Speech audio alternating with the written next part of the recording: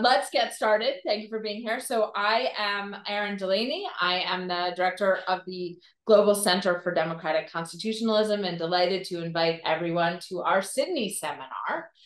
Today's Sidney seminar is about the First Nations Voice Proposal and Australian democracy. And we are delighted to have two of the leading voices in the voice process with us today. Megan Davis, who's joining us from Harvard University online at 8 a.m. in the morning for a variety of reasons, including the fact that it seems difficult to leave my country of origin and ensure you can return, is online. So thank you very much, Megan. She is the Pro Vice Chancellor at a Society Professor at the Faculty of Law and Justice, UNSW in Sydney, and a Ciencia Professor and Director of the Indigenous Law Centre at the faculty. She's been a leading constitutional lawyer working on constitutional recognition for well over a decade now, having served on the Prime Minister's expert panel on constitutional recognition of Indigenous Australians, the Prime Minister's Referendum Council, where she chaired the Indigenous Steering Committee and designed the First Nations regional dialogues and the National Constitutional Convention. And then from 2022 to 2023, she was on the Prime Minister's Referendum Working Group and Referendum Engagement Group and the Attorney General's Constitutional Expert Group. We are so fortunate to have you with us today. Gabrielle Appleby is professor of constitutional law at the Faculty of Law and Justice, UNSW. She researches and teaches in public law. Her areas of expertise include the role, powers, and accountability of the executive, parliamentary law and practice, the role of government lawyers, integrity of the judicial branch, and First Nations constitutional recognition. She's the director of the Judiciary Project at the Gilbert and Tobin Centre of Public Law, constitutional consultant to the clerk of the Australian House of Representatives, and a member of the Indigenous Law Centre. She was also a constitutional advisor to the Regional Dialogues and First Nations Constitutional Convention that delivered the Uluru Statement from the Heart.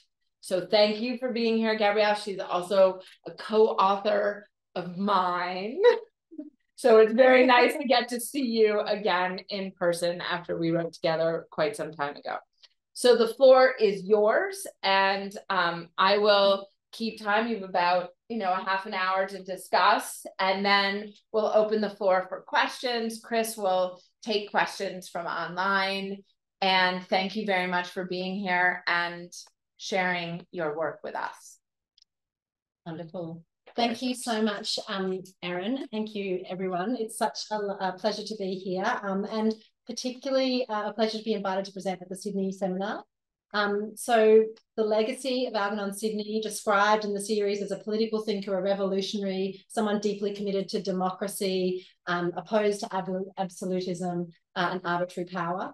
We're going to be talking about the First Nations voice in the Australian constitutional system. And so all of this resonates very strongly with this. The proposal for Indigenous recognition through a political vehicle in the First Nations voice. Now, Megan and I haven't, given that we're in different time zones, haven't necessarily coordinated how we're going to speak. So I'm just going to quickly check with my my colleague. Begs, did you want to take the floor initially and talk about the development of the proposal itself, and then I'll jump in? Yeah, sure. Did you have any introductory comments to make? Because my UNSW thing's not letting me in, and I've got to read from my phone, my very tiny phone. If you could just say something for 1 or 2 minutes. Sorry, G. Brief précis, for those of you who may have not followed in detail Australian Indigenous politics and constitutional politics over the last decade. We forgive you. So the First Nations voice, sometimes called the Indigenous voice or the Aboriginal and Torres Strait Islander voice, was a proposal for constitutional recognition of Aboriginal and Torres Strait Islander peoples. In Australia, when the Constitution was enacted back in 1900, it explicitly excluded Aboriginal people. It excluded them from the Commonwealth legislative power. It excluded them from the reckoning of the people of the Commonwealth, which gave rise to various consequences around seats for the House of Representatives and power. In 1967, this was somewhat rectified, and the Commonwealth was given legislative power with respect to Aboriginal people through what's known as the races power, the power to make laws for people of any particular race. But after 1967, Aboriginal people not excluded anymore, but absolutely silent as to their place in the Australian constitutional system. So in a situation where there's a silence with respect to Aboriginal people. So the voice proposal, and we'll talk, Megan will talk about how it was developed, but it came out of a series of regional dialogues, that is consultations, dialogic consultations with Aboriginal and Torres Strait Islander people in 2016 and 2017.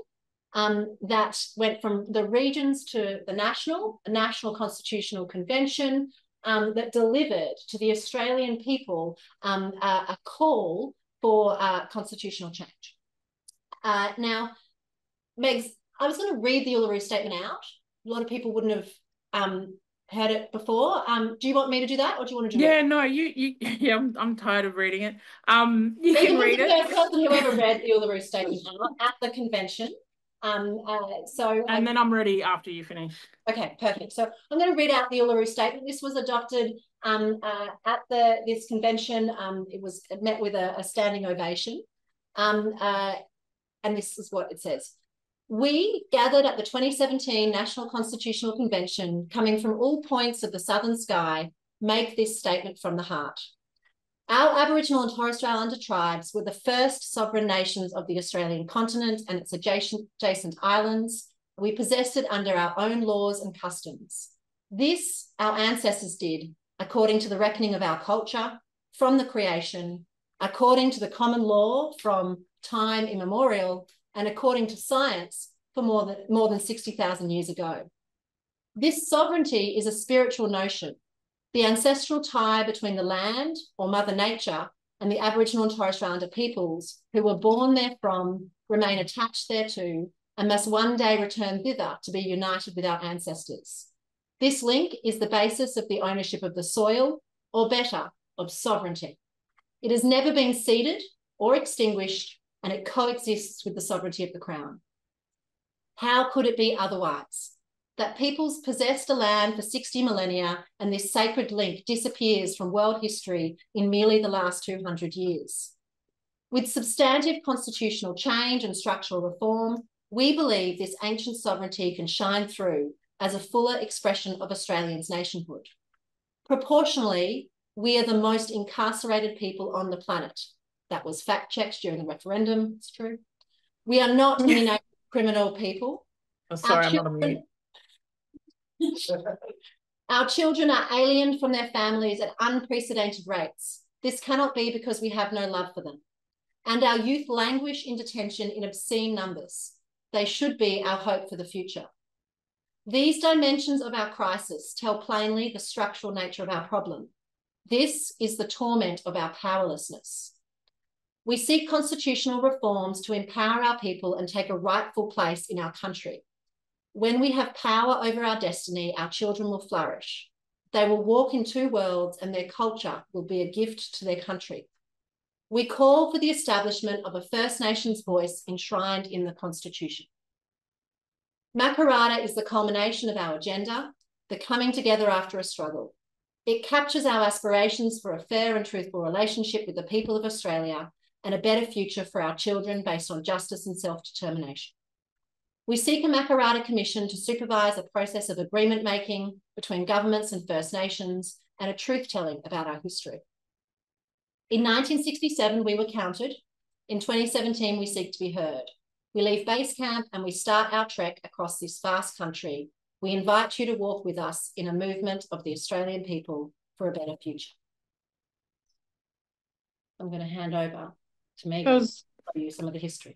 That was very eloquent, Gabrielle. I don't think I've ever heard you give the Uluru Statement before, but you did it really well. I've been avoiding it since 2023, but so I'm going to talk a little bit about the development of the voice proposal, where it came from, and take us up to the referendum point where G will take over. The Aboriginal kind of advocacy for a kind of, particular mechanism to allow Aboriginal people some say in the decisions that are made about Aboriginal people and Aboriginal lands is quite a lengthy one in terms of Australian history. It began in very early colonial times. And so it's interesting because actually there's a kind of much more robust and lengthy history of advocacy for a voice than there is for a treaty. And so really pre-federation is where you start to see different tribal leaders and groups advocating for some way in which they can influence the kind of pre-federation colonial parliaments on all of the very dramatic changes that were happening around people. And so it was interesting when we did this exercise to see just how lengthy that history is for political recognition and participation. And so that of course reflects the colonial experience of Aboriginal Torres Strait Islander people in Australia, from the kind of imposition of the jurisdiction of the British Crown, as well as the kind of political economy of violence and death that came with the establishment of the Australian state, and that the kind of frontier wars or killing times that we talk about, that violence, the dispossession, and the taking of land, really drove those leaders in particular groups, and the advocacy for some kind of political mechanism emerged right across the country as the kind of new arrivals moved in. And of course, it really is dependent on that pattern of what most people regard as a genocide in New South Wales and Tasmania, and as it moved right across the country, far north Queensland, Victoria, right across to the other side. So it's interesting, and we talked about that a lot in the dialogues, which I'll talk about in a moment. Just that very important and often forgotten in Australian history work that First Nations people did do to try and argue for a more flexible democratic system that would enable them to have some say in what was happening around them. As Gabrielle said, Aboriginal people were then excluded from the drafting of the federal constitution in the 1890s. And that was for all sorts of reasons, not the least being the kinds of racist policies at the time, the types of philosophies and political theories around Aboriginal people as a dying race, and the kind of impetus for protectionist and assimilationist practices. It was thought that they would die out and be fully assimilated. And from about 1901, the protection legislation, benignly labelled protection legislation, I should say, was rolled out across the country, and people were by and large segregated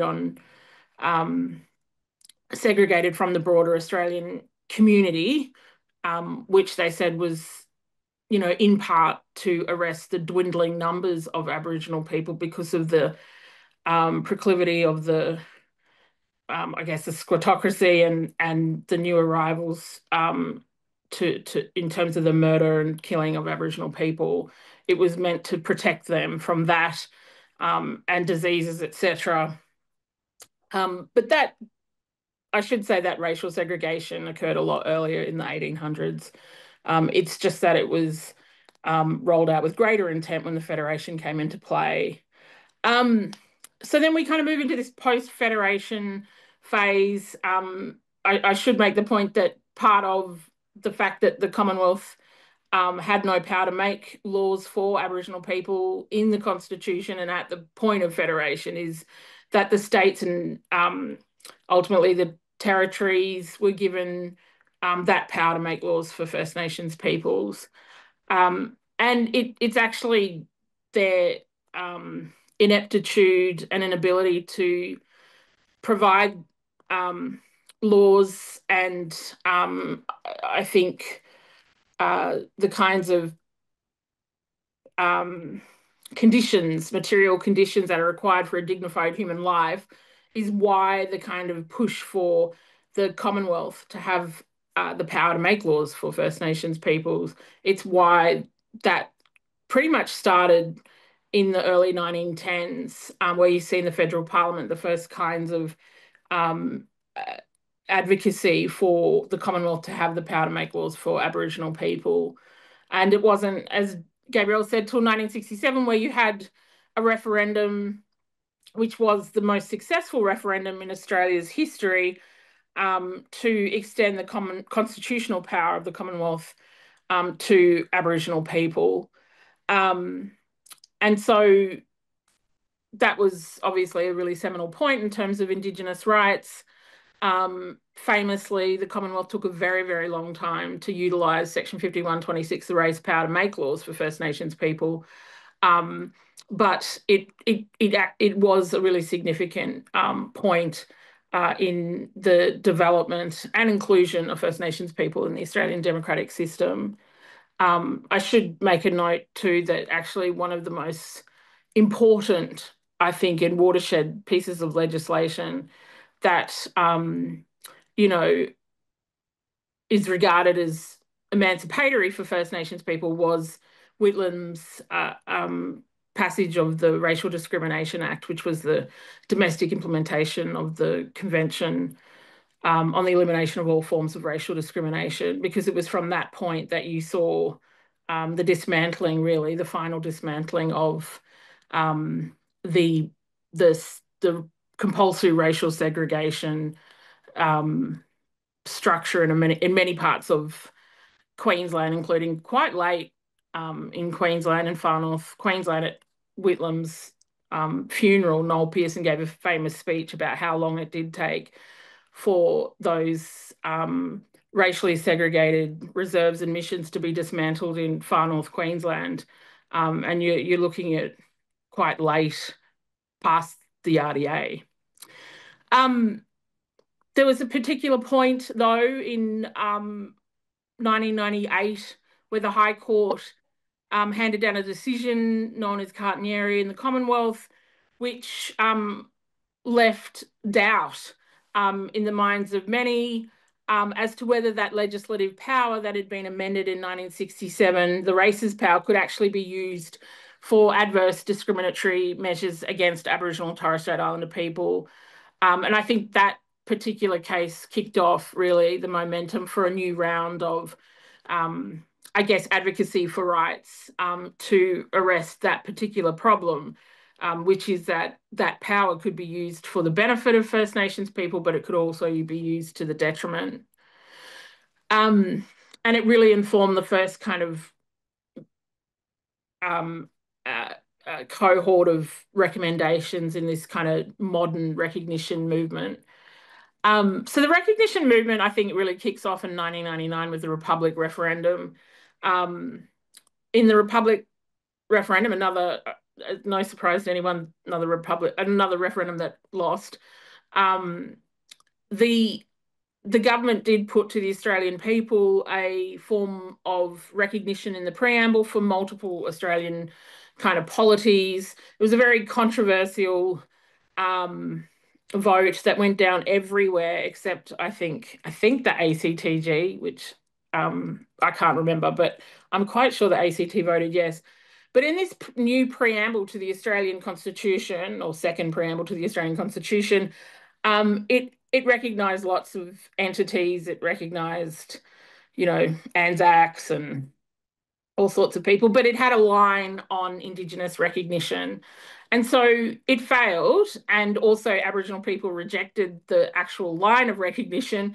But from that point on, in 1999, constitutional recognition of First Nations people became the party policy of virtually every party: the National Party, the Liberal Party, the Labor Party, and the Greens. So you kind of see this momentum kick off for a form of recognition, which at that point is really focused on symbolic recognition. So as as many of you would know, recognition sits on a kind of spectrum of, kind of strong and weak form recognition. At one end is a weaker form of recognition, which is something like the Republic referendum, which sought to recognise Indigenous peoples as having lived on the continent before the arrivals and still live there. It's just a kind of statement of fact, but it doesn't compel the government to do anything. It doesn't empower Indigenous peoples, and it doesn't prohibit the government from any particular action. It's just a statement of recognition, a statement of fact. And then at the other end of the spectrum are more stronger forms of recognition that do compel the government to do something, or prohibit them to do something, or empower First Nations people. And so really, once this kind of modern recognition phase kicks off, I don't think in retrospect, I knew at the time that most politicians sat at the weaker end of the recognition spectrum. But of course, First Nations people sat at the other end of the spectrum, which is, what kind of stronger form of recognition can we get that's, more robust than just poetry. And so it wasn't until about 2007 where John Howard is about 5 days out of the 2007 election, where it looked like he was going to lose to Kevin Rudd. John Howard announced that he wanted to pass within his first 100 days a number of measures, and one of those was to prepare for a referendum on constitutional recognition if he was re-elected. He wasn't re-elected, and Kevin Rudd was elected in 2007. And then he kicked off a whole round of things that he thought enhanced the kind of democratic participation of the citizens beyond the ballot box. And one was the federal government's kind of community cabinets, they called it. And so they went to an Aboriginal community in the Northern Territory, Yirrkala, in 2008. And at that particular meeting, community cabinet, Kevin Rudd was presented with a statement of intent by two Aboriginal tribes. One was the Yolngu mob, and the other were the Bininj mob, and they presented him with a statement about recognition of their cultural and economic rights in the Constitution. And so Rudd kind of committed at that community cabinet to a new kind of process on ConRec. And it was also emphasised by Australians participating in Kevin Rudd's 2020 summit in Canberra. I don't know if anyone remembers that, where there were multiple groups that raised constitutional recognition as a priority for the nation moving forward.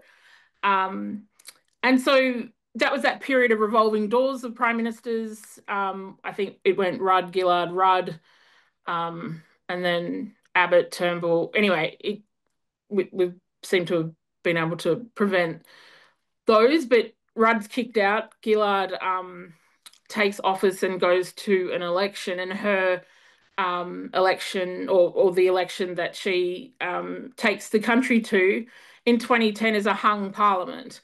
And so for her to take power in the lower house, the Greens and two independents asked Gillard to move the nation to a referendum on constitutional recognition as a part of her agreement to take power in the lower house and to secure their votes. And so she sets up a new process of constitutional recognition, which is known as the expert panel on the recognition of Aboriginal and Torres Strait Islander people in the Constitution. And so that in my view, 2010 is kind of the really serious kind of kicking off of this process that ends in 2023. But, quite a lengthy 13-year period trying to get to the ballot box with some kind of form of recognition, which is really what we spent the whole 10 years trying to get to. The Gillard process is an expert panel. And so the options that are put to the Australian people and to Aboriginal people are ones that are selected by the expert panel, but they're all drawn from Aboriginal kind of aspirations for constitutional reform. So the Council for Aboriginal Reconciliation that existed was a statutory body from 1991 to kind of about 2000. Their final report, the Social Justice Package, which was part of the Mabo settlement. So the High Court's decision in Mabo, the settlement kind of had three elements, and one of them was the social justice package, which had constitutional recognition in that, and a number of other kind of Indigenous aspirations, in addition to the multi-party support from Australian politicians and other Australian documents like the 2020 kind of consultations, etc. The core reforms really in that expert panel were about kind of mitigating the impact of the decision in Cartonieri, and perhaps having a newly amended Section 5126 that states that the race power can only be used for the benefit of First Nations people or Aboriginal people. That is and remains a kind of tricky drafting exercise. The primary reform, though, is a non-discrimination clause. To some extent, it's the constitutionalising of the Racial Discrimination Act framework across the nation, which binds everyone, all the states and territories, but doesn't bind the Commonwealth government. So the non-discrimination clause is regarded as the kind of crown jewel of that particular process. But of course, immediately it gets leaked to the media and it is disavowed by all, well, not all political groups. Labor says nothing. The LNP don't agree with it. We had the Australian newspaper running columns and articles about a non-discrimination clause leading to the reintroduction of Aboriginal child marriages and child brides, and the reintroduction of spearing in the Australian community, things like that, very kind of typical Australian newspaper things. But there was a kind of general consensus that given both Labor and the Liberal National Party are really opposed to any constitutional rights, the argument that it was a one-clause Bill of Rights, which is something I think Tony Abbott came up with, meant that kind of fell to the side. And there was, for a number of periods, or for a number of years, sorry, kind of drifting of the process and a kind of coalescing in Canberra among bureaucrats and politicians that it would be symbolic recognition, despite the fact First Nations people don't want symbolic recognition. And so that's really the kind of key point in the process where we met with the opposition leader and the Prime Minister and just said, people don't want constitutional recognition in a minimalist form. Either set up another process or abandon it. And so the government sets up another process. So Tony Abbott meets with First Nations people at Kirribilli House in Sydney, and they commit to a new process based on a statement we issued to the Prime Minister and the opposition leader, just saying that any reform to the Australian Constitution on Indigenous rights has to be substantive.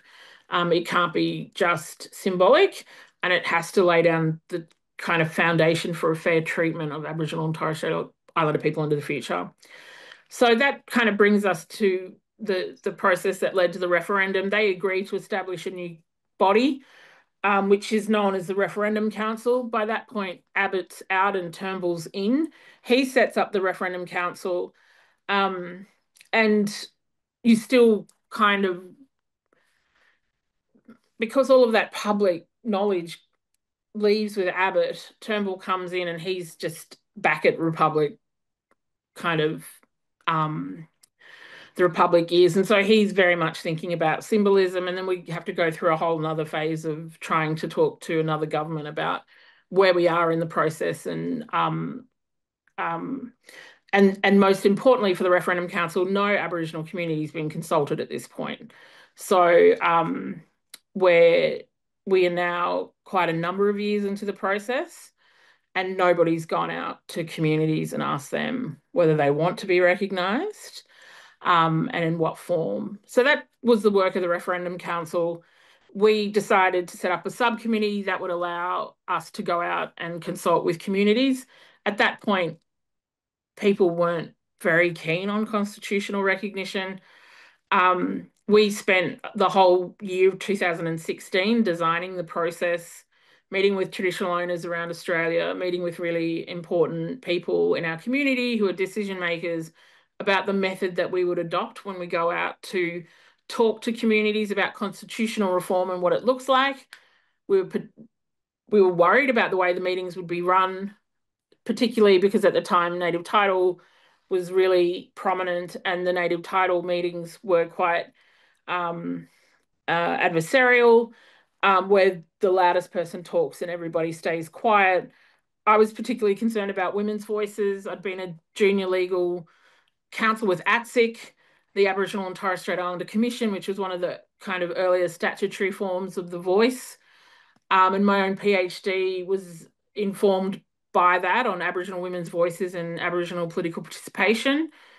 Wanted to make sure that we designed a process that Aboriginal women felt safe to contribute, as well as those kind of cultural women in the north of Australia could participate in a way that was culturally safe for them.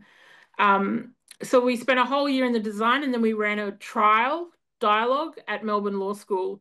So we chose to design not a consultation, which is what the government wanted, but a kind of dialogue model where Aboriginal people would feel like they were more in control of the process. So we tread very lightly in those dialogues. We provided legal education, civics education, but the whole, every single dialogue was run by local people. They had, chairs that were local, and all of we refused to have facilitators because they do such a terrible job in Aboriginal communities. We wanted local people to run those dialogues. So there's a lot of work that went into training up the local people, bringing them to the trial dialogue, bringing them to different dialogues. Yeah. I'm sorry, but the time is going. So I'm okay, wondering if you want to transition back to Gabrielle for a few minutes. I am sure we are already generating a lot of questions. Yeah, so no worries. The opportunity to fill in the history as we keep going. Yeah, no worries. So I'll just wrap it up.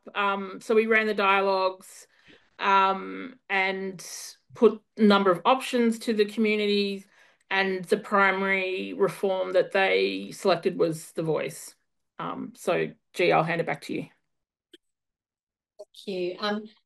I think that history, though, that shows how the proposal was developed and the distinction between what the politicians were pushing for symbolic recognition and what Aboriginal people were seeking for, the meaningful recognition, is really important because it played out in the referendum campaign, right? And it divided the referendum campaign because some people could be, yes, for recognition. I'm all for recognition, but I'm not for this form of substantive recognition. Why do you have to? Is this overreach? Was said by a number of supporters, and a lot of criticism around the model for recognition. But to understand where it came from, and Megan sort of so carefully set out the history, is to understand how important it was to stay true to the form of recognition that had been chosen by Aboriginal people, and not to water it down, for want of a better word. So I'm just going to talk briefly about the referendum and a few key points in relation to some of what you may have heard as reasons why the referendum was lost, and really to have some reflections on that. So on the 14th of October 2023, the referendum was put to the Australian people. It was lost. 39.94 no vote. 39.94 was the national yes vote, so a 60% no vote. There was no stated majority. Under the Australian Constitution, you require both a national and a federal state majority. This was no surprise by October 2023, but it was a surprise if you go back to the polling, right? So even if you go back to when Labor Prime Minister Albanese was elected in May 2022, even up to July 2022, about 65% was polling in support. So really strong polling, although we now think there was quite a lot of softness in that. But really the polls had slid to below 50% by July 2023. So by October 23, Megan, I don't know what you did on referendum night, but I was not watching the referendum. It was not something that I wanted to indulge in. What we do know is that while the Australian people rejected the proposal, the polling booths where there is Indigenous majority overwhelmingly high, particularly in remote communities. And this was despite quite a lot of disinformation that Aboriginal people did not support the proposal. there's a lot of people who are offering a single or a neat reason for why the referendum was lost. Oh, there was no bipartisanship support. Australians can't win referendums. Yeah, you've heard that one. Well, it's not true as a matter of history. The 1945 referendum was won without bipartisanship support. State referendums have been won without bipartisanship. And the work that was done, particularly by Aboriginal leaders for those 10 years to maintain bipartisanship, commitment to recognition, is too easily dismissed, I think, in that narrative. There was a large amount of disinformation and misinformation and a failure to even attempt to regulate that by the government. And that, I think, is a real issue, particularly with the rise of social media. There was a push to get the government to have a fact-checked referendum education campaign. There was a push to regulate disinformation, particularly by politicians. The government didn't have any appetite for any of that. They had an appetite for the referendum, but they had no appetite to do the work of regulating the referendum. Civil society was enormously in support of the referendum, but really failed to mobilise. When they did mobilise, it was in response to no messaging and not in a real positive messaging. The media in Australia pursued what they referred to as balance, which means they lifted a lot of no voices, particularly Indigenous no voices. Okay, the two leaders of the No campaign were two Indigenous people, one politician, Jacinta Bryce, one aspiring politician, Warren Mundine, and they got so much media, and particularly their comments that Aboriginal people did not support it. They were giving permission to people to say no, but also what's referred to as the progressive no's, which were a group of Aboriginal people who didn't support the referendum, that wouldn't go far enough, it wouldn't meet their aspirations. And so they also were able to give people permission to vote no, but also the sense that Aboriginal people didn't support it was reinforced by this. But there's two sort of things that I just want to point out, and then I'll throw to questions. Sorry, three. The first is the failure of the government to want to be prepared for this referendum. Okay, so a lot of blame is put on the no case, is put on the disinformation. The government didn't want briefings. Albanese stood up on election night in May 2022 and said, I commit to the Uluru Statement in full, I'm going to implement it, and yet wouldn't take briefings about what the Uluru Statement was. Even a briefing like Megan just gave to you, where it came from. This meant he was answering questions uninformed. We were getting phone calls. The Prime Minister's just received this question in question time. How long is the Uluru Statement? Literally, this is like months into the campaign. They were, yes, mental. And again, as I've already said, a lack of appetite to implement a regulatory regime that would allow for more monitoring of the democratic debate. There was proposals that were put, I know, by Megan and others in relation to holding a citizens' assembly, in relation to releasing further detail. The government had no appetite for it. So there's a real lack of appetite by government to do some of the hard work for the referendum, despite announcing it and making it such a key platform. The second point I want to make is in relation to some of the arguments that the No campaigns deployed. We knew what these arguments were very early. They had been initially flagged immediately after the issue of the Uluru Statement from the Heart. They were around concepts of equality. The Uluru Statement, the voice would introduce inequality, it would introduce division, it would introduce discrimination. Hugely formal conception of equality. Also misunderstand the fact that race is already in our constitution because there's the race power. There were responses to these arguments, but they were all a paragraph long, whereas the no to division is 3 words long. And the Yes campaign really struggled in relation to responding to really simple, effective campaigns in relation particularly to equality and race. Some say that's because of a lack of civics and that civics is the answer. I'm not sure that that is the answer. I think that it's part of the answer, but not the entire answer. And then the third point I want to make about the referendum campaign, which you may have heard, is that the referendum campaign was lost because Aboriginal leaders failed to compromise on the proposal.